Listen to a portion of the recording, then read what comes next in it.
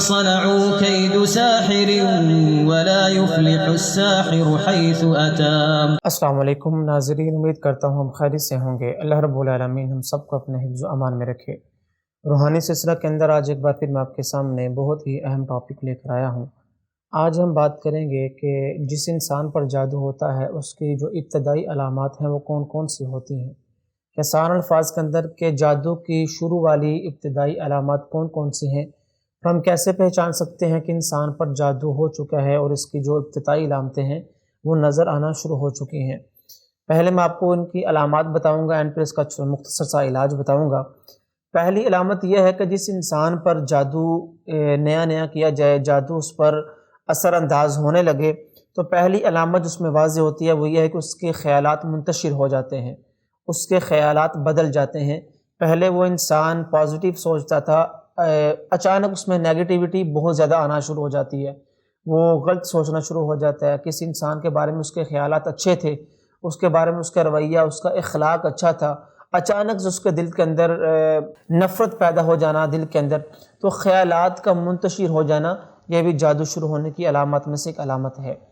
دوسری علامت اس کی یہ ہے کہ انسان کی طبیعت میں غصہ حد سے زیادہ بڑھ جانا۔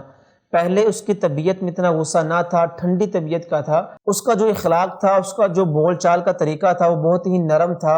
نرمی طبیعت تھی اس کی، لیکن اچانک سے کچھ ایسا ہو جانا کہ اس کا ہر انسان پر غصہ کرنا، ہر چھوٹی چھوٹی بات پر غصہ کرنا،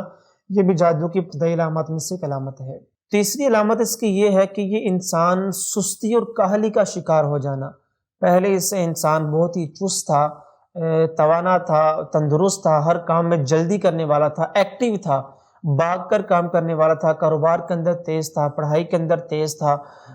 بول چال کے اندر تیز تھا، دماغ اس کا صحیح چلتا تھا، ہر کام میں وہ ایکٹیو نظر آتا تھا، لیکن اچانک سے سست ہو جانا، ہر کام میں، کاروبار میں دل نہ کرنا، کام پر جانے کا دل نہ کرنا، اسکول کالج یونیورسٹی جانے پر دل نہ کرنا، گھر کے کاموں میں دل نہ لگنا خواتین کا، تو یہ بھی ایک علامت ہے کہ انسان اچانک سے سست ہو جائے اور کاہل ہو جائے، اس سے کوئی بھی کام کرنے کا اس کا دل نہ کرے، اس میں جو ایکٹیویٹی والی جو فیلنگس تھی وہ ختم ہو جائے، یہ بھی ایک علامت ہے۔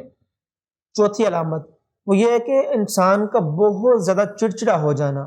ہر بات پر اگلے انسان کو ٹوکنا، خود غصہ کر لینا، اگر کسی نے مذاق کیا تو پھر بھی غصہ کر لینا، چھوٹی سی کسی سے غلطی ہو گئی ہے پھر بھی اس کو ڈانٹ دینا، اس کو جھڑک دینا، تو طبیعت کے اندر بہت زیادہ چڑچڑا پن آ جانا، یہ بھی علامت ہے۔ اس کے ساتھ ساتھ وہ انسان بیزاری کا شکار ہو جاتا ہے، گھر والوں سے بیزار ہو جانا، دوستوں سے، احباب سے، رشتہ داروں سے، کوئی بھی انسان اس دل کو اچھا نہ لگنا، جس انسان کے پاس بیٹھنا، لڑ کے آ جانا، جھگڑ کے آ جانا،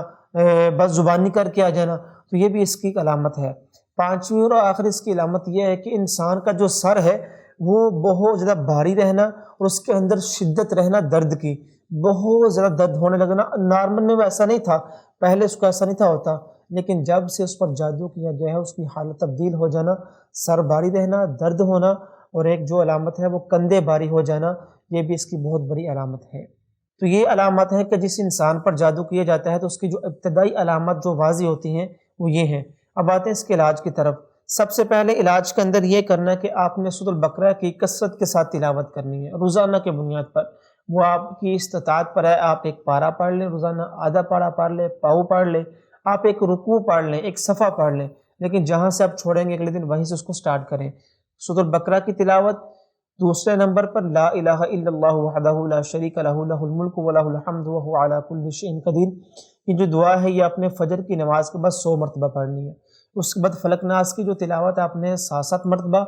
آیت الکرسی کی تلاوت آپ نے 7 مرتبہ دن کے اندر، اور اللہم انی اعوذ بک من الہم والحزن والعجز والکسل والجبن والبخل وغلبۃ الدین وقہر الرجال، یہ جو دعا یہ بھی آپ نے 7 مرتبہ پڑھنی ہے، ٹھیک ہے۔ جو میں نے آپ کو پہلی بات بتائی ہے نا، دوسری بات میں نے آپ کو بتائی ہے کہ لا الہ الا اللہ وحدہ لا شریک لہ لہ الملک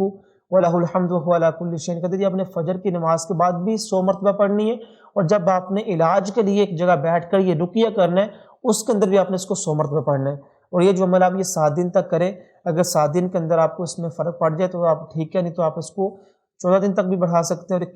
21 دن تک بھی آپ اس کو بڑھا سکتے ہیں۔ اللہ رب العالمین سے دعا ہے کہ اللہ رب العالمین ہم سب کو جادو جیسی مصیبت سے محفوظ رکھے، اللہ رب العالمین ہم سب کے حامی ناصر ہوں، واللہ عالم بالصواب۔